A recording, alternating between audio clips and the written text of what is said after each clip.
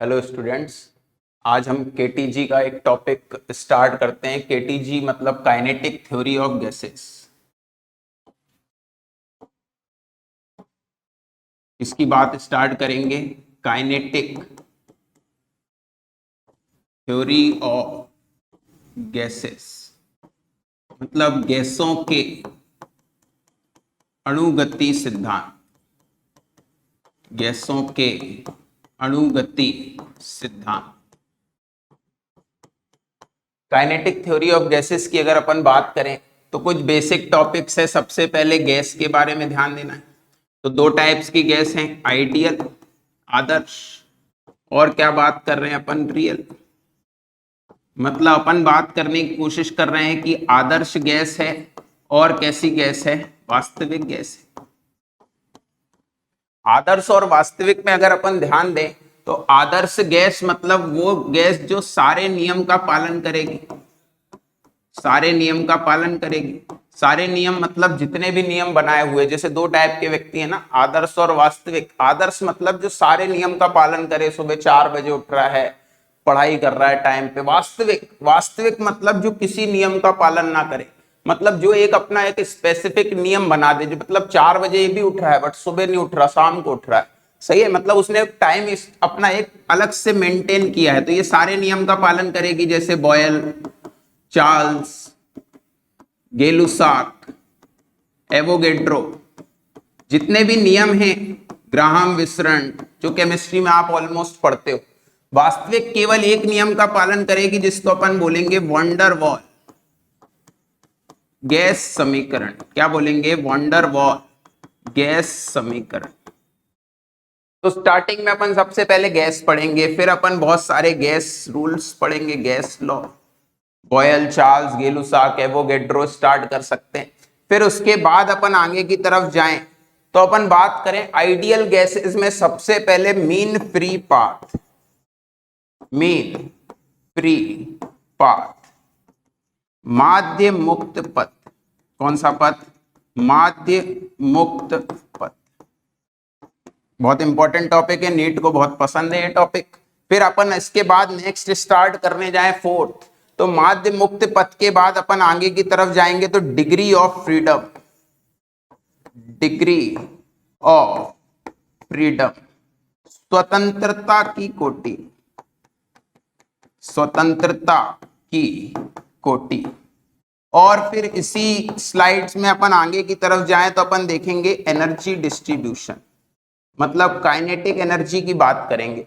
तो आज की जो स्लाइड है वो अपने पास mean free path, degree of freedom, और अपन बात करने की कोशिश करें तो किसके लिए है अपने पास? एनर्जी। तो इन तीनों पे अपन आज टॉपिक स्टार्ट करते हैं। ध्यान दें, सबसे पहले अपन स्टार्ट करेंगे mean free path. Mean free path पे ध्यान देना। मीन फ्री पाथ मतलब औसत मुक्त पथ या माध्य मुक्त पथ। माध्य मुक्त पथ।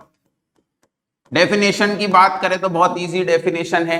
Distance travelled by A gas molecules between two successive collision. किसी भी गैस के अणु के द्वारा दो लगातार टक्करों के बीच चली गई दूरी क्या कहलाती है? माध्य मुक्त पथ। क्या बोल रहे हैं?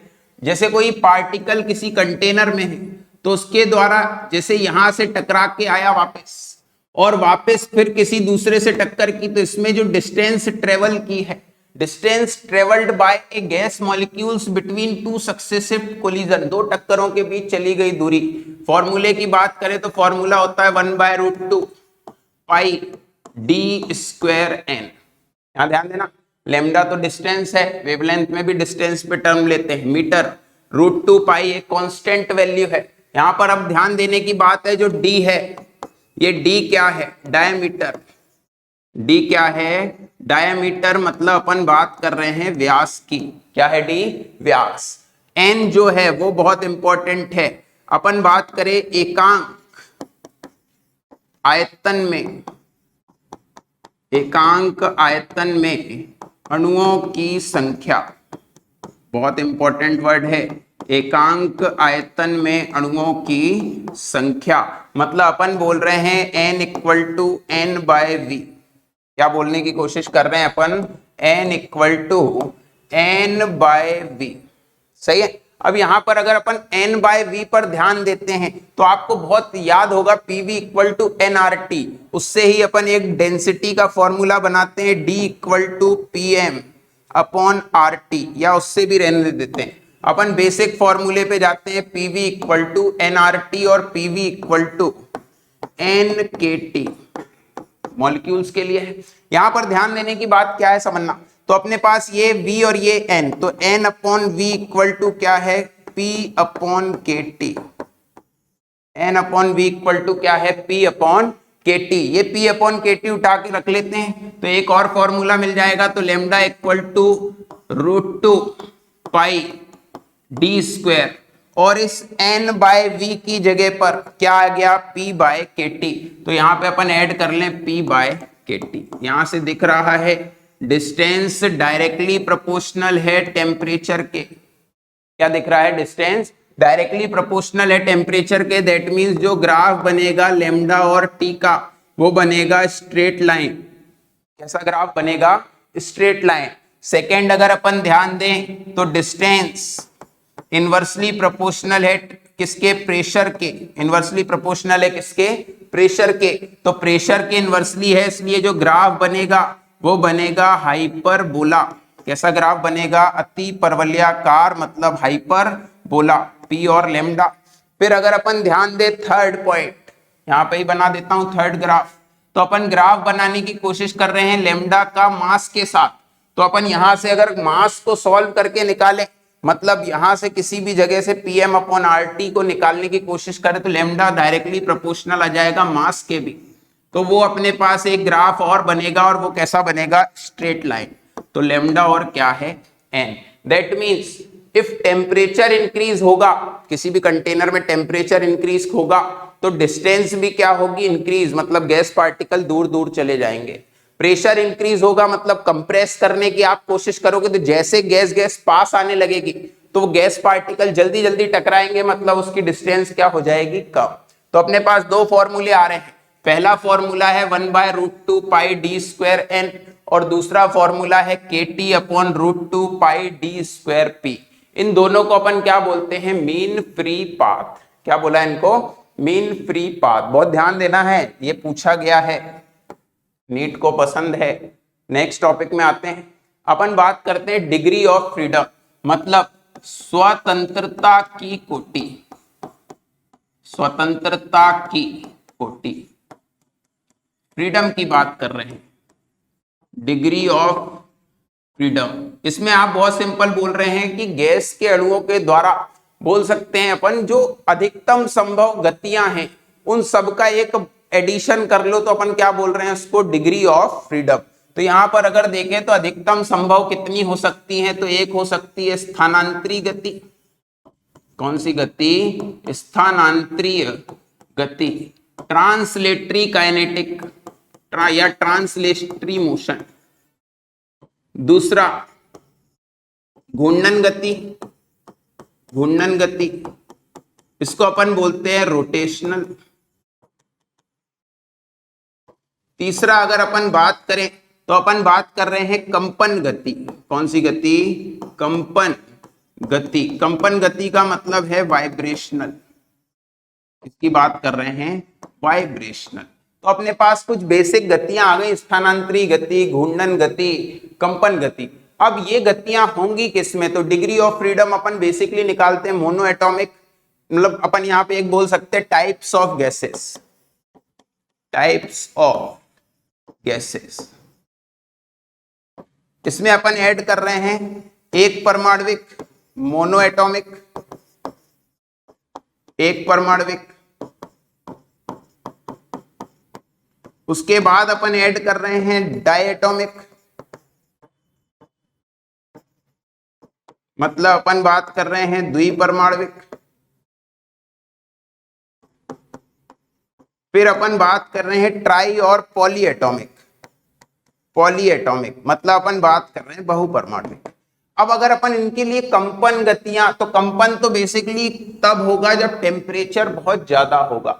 आपने कभी पानी उबलते हुए देखा हो तो आपको समझ में आ जाएगा कि टेम्परेचर ज्यादा हो तो वाटर मॉलिक्यूल अपनी जगह पर वाइब्रेट होने लगता है, कंपन करने लगता है। तो कंपन गति सिर्फ पॉसिबल है किस पर? हाई टेम्परेचर पर। किस पर पॉसिबल है? High temperature. नॉर्मली कंपन गति ऐसे पॉसिबल नहीं है। तो अपन बात करें डिग्री ऑफ फ्रीडम में, तो पहले अपन यहां लिख लेते हैं गैस, मतलब फर्स्ट क्या है? मोनो, सेकंड क्या है? डाई, थर्ड क्या है अपने पास? पॉली। मोनो कौन कौन हो सकता है? हीलियम, नियॉन, आर्गन, क्रिप्टॉन, मतलब अक्री गैसें, जीरो मॉलिक्यूल से आप नोबल गैसेस बोल सकते हो। H2N2 Cl2 O2, ये सब कौन सी गैसें हो गई? डायएटॉमिक। पॉलीएटॉमिक जैसे मीथेन, अमोनिया, मीथेन मतलब CH4, अमोनिया मतलब NH3। बात करें कार्बन डाइऑक्साइड, ये सारी गैसें कैसी हो गई? पॉलीएटॉमिक। अब इनके लिए अपन डिग्री ऑफ फ्रीडम के पास जाते हैं। बहुत ध्यान से देखना, बहुत इजी कॉन्सेप्ट है। यहां पे अपन लिखने की कोशिश कर रहे हैं स्थानांतरी, मतलब अपन बात कर रहे हैं ट्रांसलेटरी। दूसरा अपन बात कर रहे हैं घूर्णन, और तीसरा फिर अपन बोल रहे हैं डिग्री ऑफ फ्रीडम। जैसे डेट ऑफ बर्थ है वैसे डिग्री ऑफ फ्रीडम अपन ने एक वर्ड यूज कर लिया। तो स्थानांतरी गति, तो पॉसिबल मोशन जो फिजिक्स बोलती है वो कितने बोलती है? 3, एक्स एक्सिस, वाई एक्सिस और जेड एक्सिस। तो स्थानांतरी रेखी गति करना मतलब सीधे सीधे चलना, तो चलने के लिए तो तीनों पॉसिबल है, मतलब तीनों प्रकार की गतियां हो सकती हैं। इसमें मोनो एटॉमिक में भी, डायएटॉमिक में भी और पॉलीएटॉमिक में भी। बात आती घूर्णन। घूर्णन करने के लिए आपको मोशन की आवश्यकता है, रोटेशनल चाहिए वहां पर। और कभी भी अपन देखते हैं अकेला इंसान घूमता नहीं है, सेम यहां पर भी हो रहा है। मोनो एटॉमिक मतलब ये अकेला है, मतलब इसका घूमना पॉसिबल नहीं है। तो घूर्णन गति कैसी होगी? 0।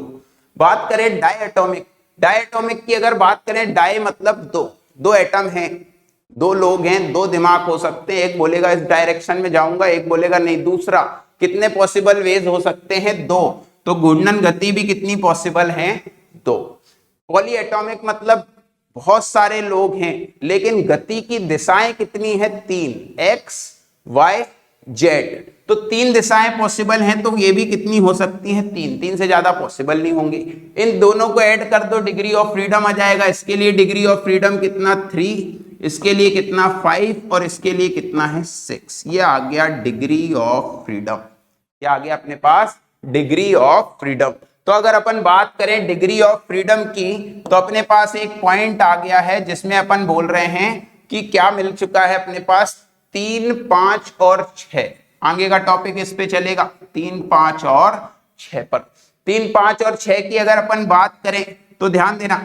अब अगर मान लो यदि अपन बोल रहे हैं कंपन गति हो, कंपन गति भी हो,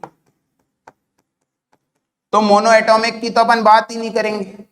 जब वाइब्रेशन ही नहीं हो रहा, जब घूर्णन ही नहीं हो रहा, तो कंपन होना पॉसिबल नहीं है। कंपन गति 2 ही हो सकती, काइनेटिक एनर्जी, पोटेंशियल एनर्जी के टर्म में। रुक सकता है पार्टिकल, मूव कर सकता है। तो अगर कंपन गति होगी तो होगी किसमें? डायएटॉमिक और पॉलीएटॉमिक। तो अगर इन दोनों में कंपन गति हुई तो इसके लिए 5 और 2 कितना हो सकता है? 7। और इसके लिए कितना था? 6 और 2 कितना हो सकता है? 8। तो इनके डिग्री ऑफ फ्रीडम चेंज होकर कितने हो जाएंगे? 7 और 8। लेकिन ऐसा ओनली तब पॉसिबल है, ओनली इन हाई टेम्परेचर। किसमें पॉसिबल है? Only in high temperature. उसके बिना ऐसा होना पॉसिबल नहीं है। तो अपने पास ध्यान देना फिर से, स्वतंत्रता की कोटि, डिग्री ऑफ फ्रीडम, 3 टाइप की गतियां हैं, स्थानांतरी गति, घूर्णन गति, और तीसरा अपन बोलने की कोशिश कर रहे हैं कंपन गति। टाइप्स ऑफ गैसेस क्या है? मोनो मतलब एक परमाणविक, द्विपरमाणविक, बहुपरमाणविक, मोनो, डाई और पॉली। एक परमाणविक गैस के लिए देखें तो स्थानांतरी गति तो है 3 टाइप की, घूर्णन कर नहीं सकता अकेला परमाणु, कहां घूमेगा? तो डिग्री ऑफ फ्रीडम भी कितनी होगी? 3 + 0 मतलब 3। यहां पर 3 और 2 कितना हो गया? 5। यहां पर 3 और 3 कितना हो गया? 6। तो ये अपने पास आ गई स्वतंत्रता की कोटि। अब अपन इसमें आगे की तरफ जा रहे हैं। नेक्स्ट टॉपिक जो है वो है, अपन बोल रहे हैं काइनेटिक एनर्जी। क्या है? Kinetic energy. काइनेटिक एनर्जी की बात करें तो बेसिक फॉर्मूला है काइनेटिक एनर्जी का, वो आपको पता है, बचपन से पढ़ रहे हैं, क्या होता है, हाफ एम वी स्क्वायर। क्या होता है, हाफ एम वी स्क्वायर। यहां पर वी जो है वो अपन ले लेते हैं आरएमएस स्पीड को, इसको ले लेते हैं रूट मीन स्क्वायर। तो अगर अपन इसका फॉर्मूला लिखे, आरएमएस का फॉर्मूला 3RT/m, ऐसा अपन नेक्स्ट स्लाइड में देख लेंगे। क्या है अपने पास, 3RT/m। यहां से ध्यान दो तो स्क्वायर कैंसिल करें, अंडर रूट m से m कैंसिल, तो काइनेटिक एनर्जी का फॉर्मूला आ गया 3/2RT फॉर 1 मोल। किसके लिए, 1 मोल। इफ n मोल्स प्रेजेंट है, for n moles, if n moles present है तो अपन इसी में मल्टीप्लाई कर दें 3/2 nRT। और for n molecules, n molecules, for n molecules, तो n मॉलिक्यूल्स के लिए PV इक्वल टू nRT की जगह nKT आता है, तो आ गया nKT। तो अपने पास ध्यान दो कुछ फॉर्मूले आ गए, 3/2 nRT, 3/2 nKT। और according to kinetic theory of gases, जो चैप्टर का नाम है, kinetic energy only depends on temperature. क्या बोल रहे हैं अपन, according to kinetic theory of gases, kinetic energy of gas molecules only depends on temperature। मतलब अगर गैस मॉलिक्यूल्स का टेम्परेचर चेंज नहीं होगा तो काइनेटिक एनर्जी भी चेंज नहीं होगी, ऐसा बोल दिया है। और किसी पे डिपेंड नहीं है, प्रेशर नहीं बोला, वॉल्यूम नहीं बोला, ओनली किसकी बात की है उन्होंने, टेम्परेचर। तो अगर ग्राफ बनाएंगे तो आपको दिख रहा है स्ट्रेट लाइन बन जाएगा, ठीक है, सही है। अब इसी लॉ के अकॉर्डिंग 3/2 nRT के अकॉर्डिंग एक साइंटिस्ट आए, मैक्सवेल या बोल्ट्जमैन, जो भी आप जिसके लिए भी लिख लो, बोल्ट्जमैन के लिए भी बोल सकते हो। उन्होंने सिंपल सी बात की, ये तो ट्रांसलेटरी काइनेटिक एनर्जी है। कौन सी काइनेटिक एनर्जी है, ट्रांसलेटरी। तो यहां पर मॉलिक्यूल्स के लिए बात क्या की, उन्होंने सीधा सीधा बोला 3/2 को ऐसे लिख दिया, 1/2 nRT लिख सकते हैं, 3/2 को 3 × 1/2 nRT। और 3 टाइप की ट्रांसलेटरी मोशन है, 3 टाइप की रेखी गति है, स्थानांतरी गति है, और मल्टीप्लाई कितना है, 1/2। तो उन्होंने एक बोल सकते इक्विपार्टीशन लॉ दिया, ऊर्जा सम विभाजन नियम, ऊर्जा सम विभाजन, इक्विपार्टीशन लॉ ऑफ एनर्जी, सम विभाजन नियम। और उसने बोल दिया प्रत्येक कोटि के लिए ऊर्जा 1/2 nRT या 1/2 nKT होती है। क्या बोल दिया, 1/2 nRT और 1/2 nKT होती है। ये से बोल दिया उन्होंने मैक्सवेल ऊर्जा वितरण का नियम या बोल्ट्जमैन ऊर्जा वितरण का नियम। मतलब उन्होंने बोल दिया कि हर कोटि, जितनी स्वतंत्रता की कोटि है, सबको कितनी ऊर्जा दे दो, 1/2 nRT या 1/2 nKT। बस अपने को इसका यूज कर लेना, ऐसे बोल दिया सम विभाजन का नियम। तो सम विभाजन के अकॉर्डिंग ध्यान देना, सम विभाजन के अकॉर्डिंग अब अपन एक बार पुरानी स्लाइड्स पे आ जाते हैं। तो अपने पास स्वतंत्रता की कोटि है 3, 0, 3, 3, 2, 5, 3, 3, 6, उसी का यूज करना है अपने को। तो अगर अपन एनर्जी की बात करें, सही है, तो अपन एक साइड लिख रहे हैं गैस, एक साइड लिख रहे हैं ट्रांसलेटरी, मतलब स्थानांतरीय गतिज ऊर्जा, स्थानांतरीय गतिज ऊर्जा। दूसरा अपन बोल रहे हैं घूर्णन गतिज ऊर्जा, घूर्णन गतिज ऊर्जा। और तीसरा अपन बोल रहे हैं कुल गतिज ऊर्जा, टोटल काइनेटिक एनर्जी, कुल ऊर्जा बोल दो, गतिज ऊर्जा वर्ड यूज नहीं करते हैं अपन। अब अपने को सिर्फ गैसों के अकॉर्डिंग नाम लिखने और उनकी स्वतंत्रता की कोटि से क्या करना है, मल्टीप्लाई। तो जैसे गैस है मोनो एटॉमिक, मोनो एटॉमिक, दूसरा है डाई एटॉमिक, और तीसरा है पॉलीएटॉमिक। आप बहुत ध्यान से देखना है, यहां पर मोनो एटॉमिक की बात करें तो इसमें लिए ये वैल्यू थी 3, इसके लिए भी 3, इसके लिए भी 3, इसके लिए 0, इसके लिए 2, इसके लिए कितना था 3, इसके लिए 3, 5, 6। तो बस इसमें 1/2 एनआरटी का मल्टीप्लाई कर दो, तो इसमें 1/2 करेंगे, आंसर आएगा 3/2 NRT, 3/2 NRT, 3/2 NRT. That means her gas के लिए स्थानांतरीय गतिज ऊर्जा की वैल्यू सेम रहेगी, उसमें कोई चेंज नहीं आएगा। घूर्णन गति 0 है तो एनर्जी भी 0 हो जाएगी, इसमें आएगा 2/2 एनआरटी, मतलब सिर्फ आएगा एनआरटी। इसमें वापस आएगा 3/2 एनआरटी, इसमें ध्यान दे तो 3/2 एनआरटी, 5/2 एनआरटी और 6/2 एनआरटी। ये आ गए अपने पास कुछ फॉर्मूले। 6/2 दैट मीन्स कितना है 3 एनआरटी। तो अपने पास कुछ फॉर्मूले आ गए जो अपन ने डिग्री ऑफ फ्रीडम से निकाले हैं। इसके लिए डिग्री ऑफ फ्रीडम 3 था, 3, 3, यहां पर 0, 2, 3, यहां पर था 3, 5, 6, मतलब अपने पास 3/2 एनआरटी, 5/2 और 6/2 दैट मीन्स 3 एनआरटी। तो ये आ गए अपने पास ऊर्जा के सम विभाजन के नियम। अब क्वेश्चन बहुत स्पेसिफिक आते हैं। किसी द्विपरमाणविक गैस के लिए घूर्णन गतिज ऊर्जा का मान क्या होगा?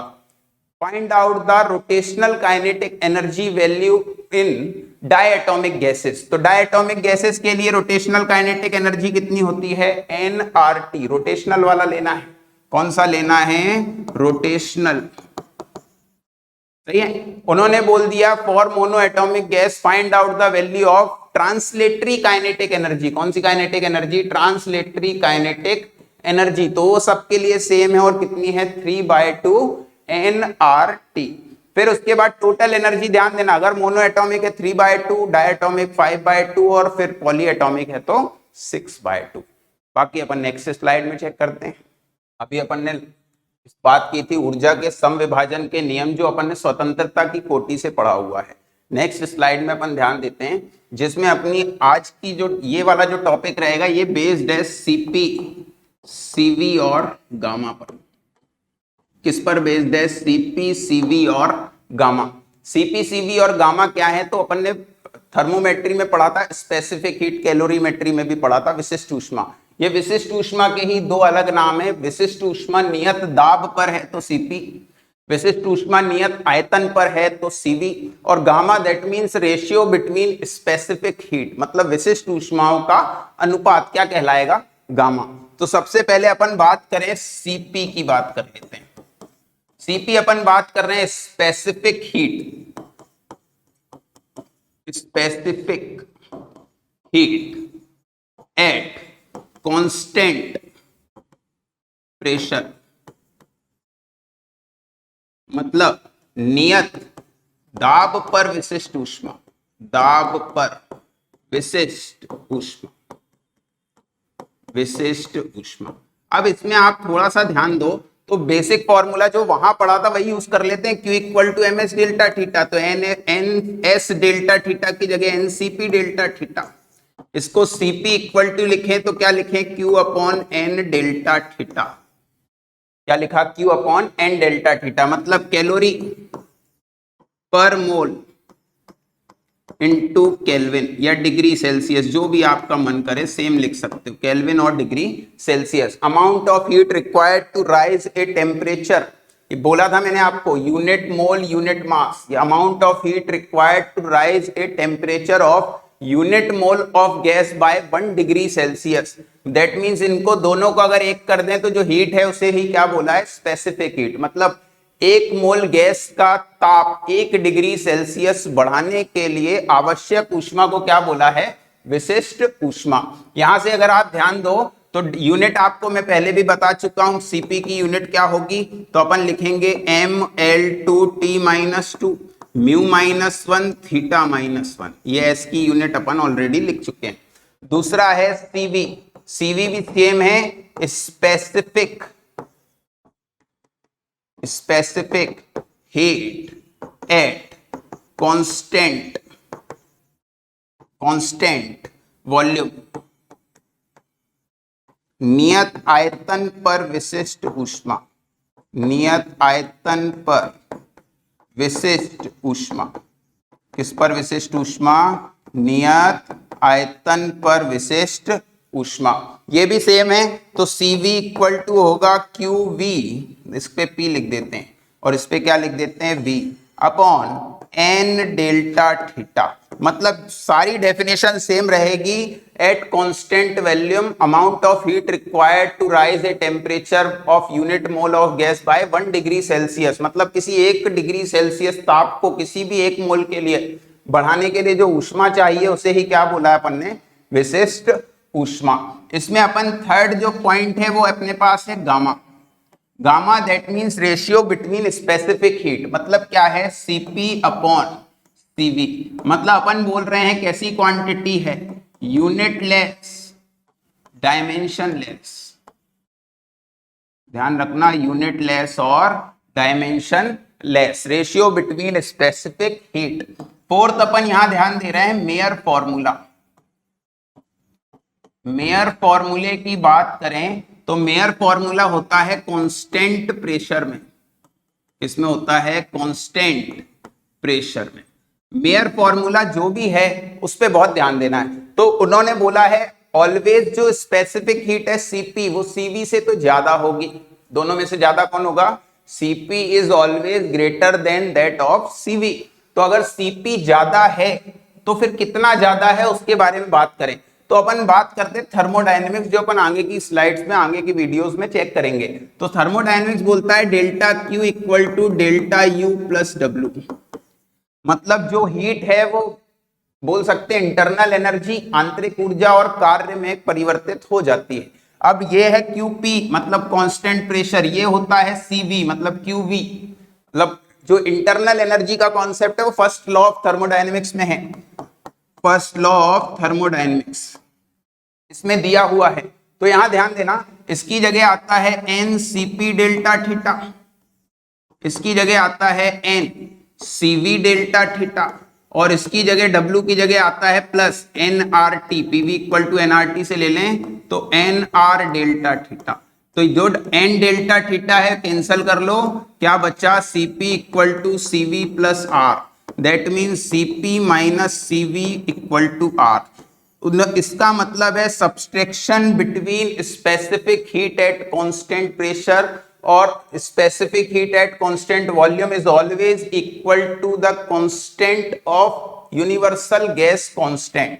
मतलब जो इक्वलिटी है वो किसके इक्वल कर दिया है, यूनिवर्सल गैस कांस्टेंट। मतलब यहां पर जो R है तो PV इक्वल टू NRT से R की वैल्यू 8.31 जूल, 1.98 कैलोरी मतलब 2 कैलोरी और 0.0821 ATM इंटू लीटर पर मोल पर केल्विन उसमें होती है।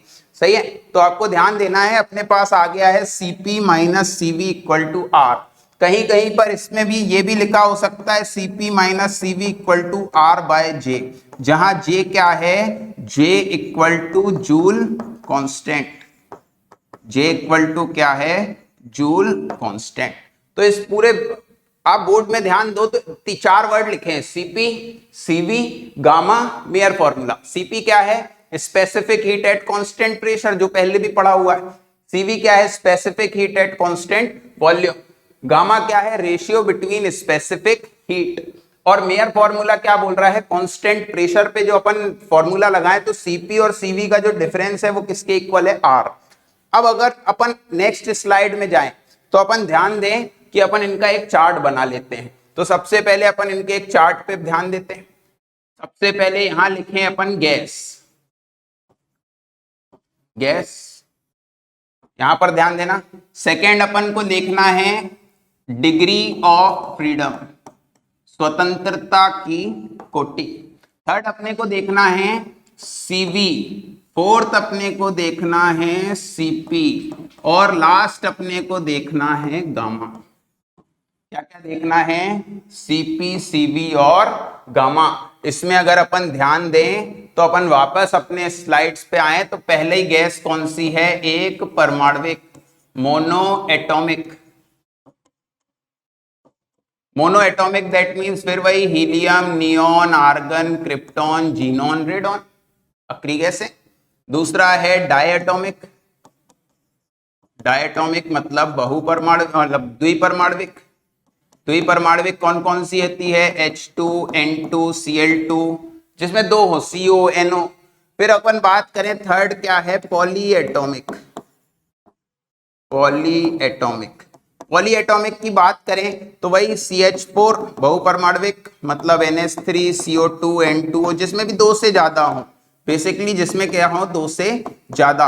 अब यहां पर अगर आप ध्यान दो तो बहुत ध्यान से समझना, बहुत इजी कॉन्सेप्ट है। मैं आपको एक एग्जांपल देता हूं। जैसे अगर अपन बात करें किसी की डिग्री ऑफ फ्रीडम 1 है, स्वतंत्रता की कोटि क्या है? 1 डिग्री ऑफ फ्रीडम। तो इसके लिए मैं CV, CP और गामा की वैल्यू लिखने जा रहा हूं। तो अगर 1 है तो 1/2, उस 1/2 में आप एक और जोड़ दो तो कितना आएगा? 3/2, और इन दोनों का डिवाइड कर दो तो 3/2, 1/2, आंसर कितना आ जाएगा? 3। और इनके साथ हमेशा क्या रहेगा? R। मतलब अगर आप डिग्री ऑफ फ्रीडम में 2 से डिवाइड कर दो, कितने से डिवाइड कर दो? 2, तो क्या आ जाएगा? CV। CV में अगर आप 1 प्लस कर दो तो क्या आ जाएगा? CP। और CP अपॉन CV क्या होता है? गामा। तो इसके लिए डिग्री ऑफ फ्रीडम 5, 3, 5, 6। अपन ने बोला इसके लिए 3/2, साथ में R रहेगा, ध्यान देना। इसके लिए 5/2, साथ में कौन रहेगा? R। और इसके लिए 6/2 R, दैट मीन्स 3R। अब अपने को देखना, ऐड तो R करना है basically, CP equal to CV plus R, but अपन उसमें R कॉमन निकाल के 1 प्लस करें तो 3/2 प्लस 1 करें, CV प्लस R। 3/2 प्लस 1 करें तो कितना आ जाएगा? 5/2। यहां पर 5/2 प्लस 1 करें तो कितना आएगा? 7/2। और 3R प्लस R कितना होगा? 4R। अब गामा क्या है? तो गामा क्या है? CP upon CV। गामा क्या है? CP upon CV। तो डिवाइड कर लो, 5/2 R, 3/2 R। सॉल्व करेंगे तो R 2 2 कैंसल, आंसर क्या है? 5/3। यहां पर बात करें 7/5, यहां पर बात करें 4/3। सॉल्व कर लिया अपन ने। 5/3 का मतलब है 1.66, 1.4, 1.33, कितना है? 1.33। तो 1.33 पर अगर जाएं तो अब ध्यान देना, जैसे जैसे परमाणु बढ़ रहे हैं, पहले वैल्यू थी 1.66, फिर वैल्यू थी 1.4, फिर वैल्यू 1.33, मतलब जैसे जैसे परमाणु बढ़ रहे हैं अपन देख रहे हैं गामा की वैल्यू क्या हो रही है? डिक्रीज। मतलब गामा इनवर्सली प्रोपोर्शनल है परमाणु की संख्या के, परमाणु की संख्या के। अब इसका ही अपन एक नॉर्मल क्वेश्चन जैसा कर लेते हैं। एनी गैस, कोई भी गैस, कोई भी गैस, कोई भी गैस है तो डिग्री ऑफ फ्रीडम मान लेते हैं F। कितना मान लेते हैं? F। तो अपन उसमें जैसे ही ऐड करेंगे तो F/2, और साथ में क्या आ गया? R, 2 से डिवाइड कर दिया। फिर ऐड करें 1 तो अपन लिखे F/2 प्लस 1, और बाहर कितना लिख दे? R। अब जो सॉल्यूशन है इसके आगे का वो यहाँ शॉर्ट में मैं बता देता हूं, फिर उसके बाद आप नोट कर सकते हैं, ध्यान देना। तो अपन ने लिखा CP अपॉन CV, और R तो बाहर है तो कट जाएगा। एक बार F/2 इसमें डिवाइड करो तो ये तो कट के 1 हो जाएगा, और यहां करेंगे तो 1 अपॉन F/2, तो ये 2 जाएगा ऊपर, और फाइनल आंसर आ जाएगा 1 प्लस 2/F। ये बहुत इंपॉर्टेंट है। यदि किसी गैस की परमाणुकता n है, या यदि किसी गैस की स्वतंत्रता की कोटि n है, तो उसके लिए degree of freedom 1 plus 2/n। F है तो 1 प्लस 2/F, X है तो 1 प्लस 2/X। ये आ गया। क्या किया है? डिग्री ऑफ फ्रीडम को 2 से डिवाइड किया तो 3/2, उसमें एक जोड़ा 5/2 और 5/3, 5/2, 7/2, 7/5, 6, 6/2, 3, 3 और 1 क्या? 4, 4/3। F है तो F/2, F/2 प्लस 1 और 1 प्लस 2/F। ये वैल्यूज आ गई अपने पास किसकी? CP, CV और गामा। बहुत इंपॉर्टेंट है अपने लिए, इस पे ध्यान देते हैं। नेक्स्ट स्लाइड में अपन चलते हैं। Cp और Cv के दो स्पेशल फॉर्मूले बना लेते हैं। तो अपन के पास दो फॉर्मूले हैं, पहला है Cp upon Cv equal to क्या होता है, gamma. Cp upon Cv equal to क्या होता है, गामा। और दूसरा है Cp minus Cv equal to अपने पास क्या है, R। इन दो फॉर्मूलों से अपन दो नए फॉर्मूले बनाते हैं, एक साइड Cv और एक साइड क्या बना लेते हैं, Cp। जब अपने को Cv बनाना है, क्या बनाना है, Cv बनाना है, तो अपन यहां से Cp की वैल्यू निकाल लें इससे। तो क्या आएगा, Cp equal to gamma Cv। कोई गलत है क्या, नहीं। इस Cp की वैल्यू यहां उठा के रखो, तो क्या रखा, Cp minus Cv equal to R। Gamma Cv minus Cv equal to R। Cv common, अंदर आ गया gamma minus 1 equal to R। तो फॉर्मूला मिल गया Cv equal to R upon gamma minus 1। क्या मिल गया, R upon gamma minus 1। Same formula उठा के रखें तो इसमें भी 1 ऐड कर सकते हो, आंसर तो उससे भी आ जाएगा। लेकिन अपन इससे ही उठाते हैं, तो यहां से अगर Cv निकाले तो आएगा गामा Cp अपॉन गामा, और फिर उसको उठा के रखे Cp minus Cv equal to R। तो Cv की जगह Cp upon gamma equal to R। LCM आएगा गामा, ये मल्टीप्लाई करो, gamma Cp minus Cp equal to R। फिर वही गामा ऊपर, Cp कॉमन, तो आ गया gamma R upon gamma minus 1। दो फॉर्मूले आ गए, एक आ गया R अपॉन गामा माइनस 1 और दूसरा आ गया gamma R upon gamma minus 1। क्या आ गया, R अपॉन गामा माइनस 1 और दूसरा आ गया gamma R upon gamma minus 1। इसका यूज अपन आगे वैसे ज्यादा कहीं नहीं है, फिर भी अपन ध्यान देंगे। नेक्स्ट अगर अपन स्लाइड में जाएं तो अपने पास टॉपिक जो आ रहा है, जो अपने पास मेन टॉपिक आ रहा है वो है गैसियस मिक्सचर। गैसियस मिक्सचर, गैसीय मिश्रण।